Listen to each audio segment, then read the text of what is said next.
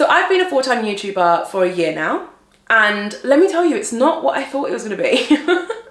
It has been full of surprises. So I want to tell you just a bit more information about that. And I want to tell you the realities of being a full-time YouTuber and a lot of the things that a lot of full-time YouTubers don't tell you. So before we get into it, be sure to hit the subscribe button, but also to check out some of the freebies that I have available in my description. Let's get to it. So the first thing that I originally did not realize about being a full-time YouTuber, right? So this is back in the day when I used to watch YouTubers and I just didn't really realize this thing. And it's that most full-time YouTubers aren't just YouTubers, myself included. Most full-time YouTubers do something else. What?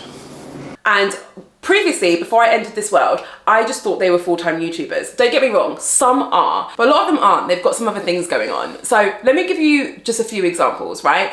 Ali Abdul, do you guys know him? He is like an education style creator, very, very successful, very inspirational creator. He actually has his own course. I think it's called like Part-Time YouTuber Academy. I'm pretty sure that's what it's called. So he actually has his own course, and he also creates course material for Skillshare. He has like all these other streams of income. So his YouTube is wildly popular, by the way. Like I'm pretty sure he makes like millions from his YouTube every year, but he still has other income streams and other businesses and stuff like that. And you might just be thinking, well, yeah, most educational creators on YouTube have other things, but it's not just educational creators, it's other creators too. So let's look at Patricia Bright. I mean, I don't even know all of her businesses. I'm pretty sure she has loads of businesses that we don't even know about, but Patricia Bright, one of my favorite creators, has a ton of businesses, and she is traditionally like a lifestyle and fashion creator. KSI is also like a rapper. Isn't he also like an amateur boxer at the moment as well? Grace Beverly, another one of my favorites. She started off by being like a lifestyle YouTuber who talked about her journey going to Oxford University, and now she has like 2 huge fitness brands, right? And those are just the examples that I can think of. There are so many other YouTube creators who have other things. Like if we look at fashion YouTubers, for example, like at the bare minimum, they'll have a blog. That is like a whole nother business that they have and they make money from, right? And do you know the reason why I think a lot of YouTubers have something else and they don't just rely on YouTube? It's because they see YouTube and social media in a very specific and unique way. And they see social media as a platform.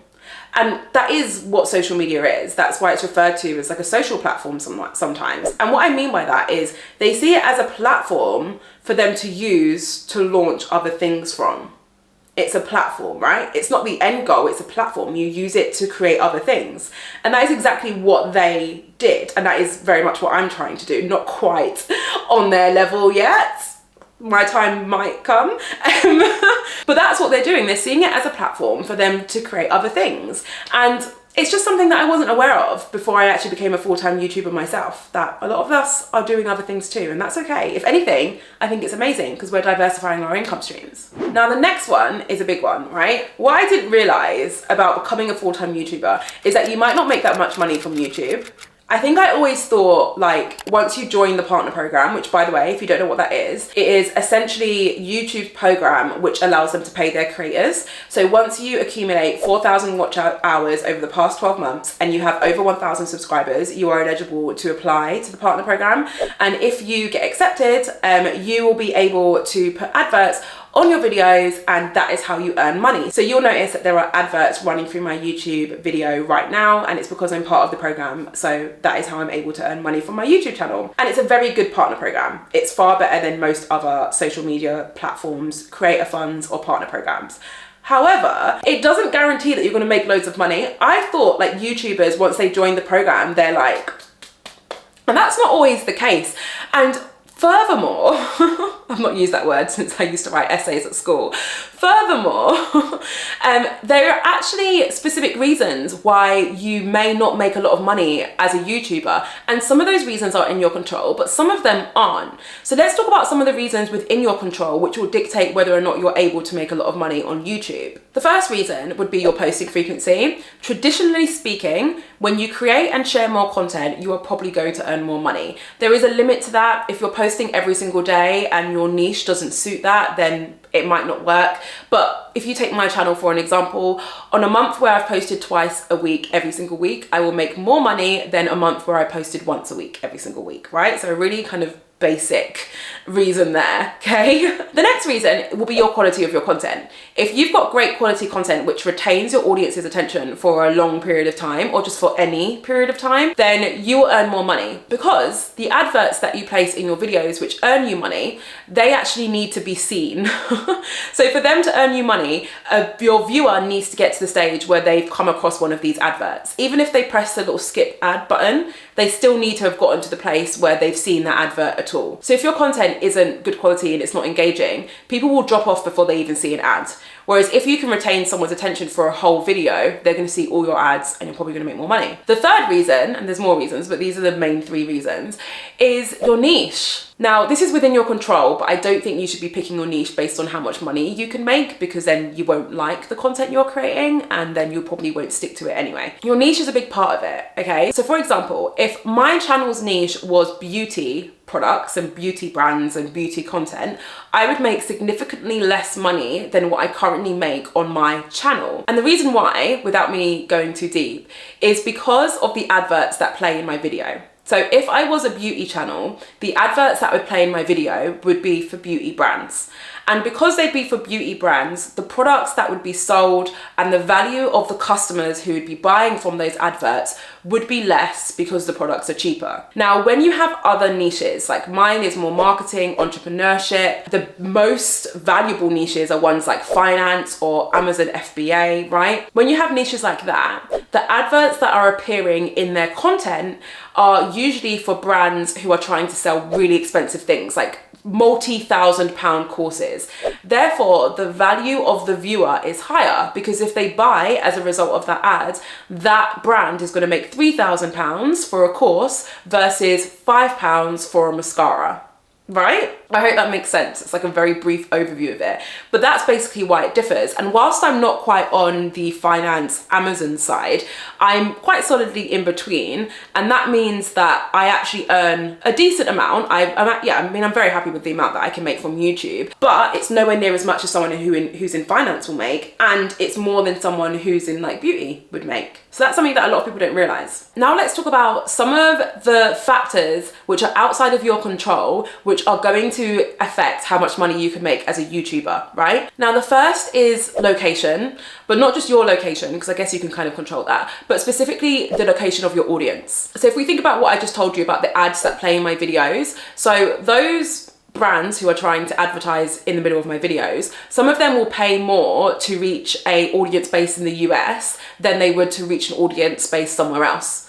So if I have an audience who are predominantly from the US, I would probably earn money on my YouTube channel versus if I had an audience who are predominantly from somewhere else, right? That's not fact, by the way. I'm not saying that is what it is. I'm just giving you an example. So your audience location can also dramatically impact how much money you can make as a YouTuber. There's also things like time of the year. When it's sunny out, people don't tend to be like on YouTube as much. And there's also all these other factors that I won't dive into, but there's like political factors, economical factors, etc., etc. And all of these things can impact how much money you make as a YouTuber. And it's just something that I wasn't fully aware of until I got into it. And I think I was quite lucky because I ended up going into a niche that pays decent, but a lot of people don't realize that to get started with. So it's just something worth noting. Another reality of being a full-time YouTuber is that you will become incredibly tempted to tie your value to your subscriber count and like your view count. It will become very hard for you not to do that.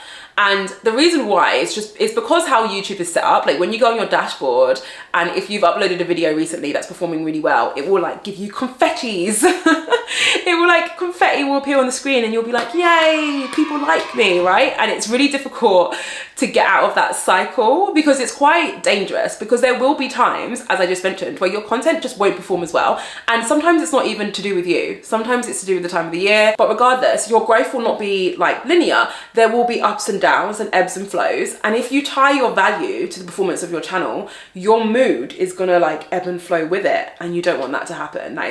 You really don't want to live that kind of life. So a bit of advice here, right? And it's something that a lot of people maybe don't really talk about as much. When you're trying to avoid this, it's not just about ensuring that you don't let yourself get sad when your channel isn't performing well. It's also about limiting how much of a positive effect your channel doing well can have on you too. And that might sound weird, but if you think about it, if you let yourself be rejoiced and the happiest you've ever been because you uploaded a video that's performing well. If you let yourself really be like, life is good again, I can breathe again, life is great, because you've had a video perform well, it's going to be very difficult for you not to get very upset if you then upload a video that doesn't perform well. It goes both ways. It's not just about not being sad when things aren't going your way. It's also about managing and monitoring your emotions when your channel's doing well, and realizing that either way, the performance of your channel in no way is associated to your self-worth or your value as a creator.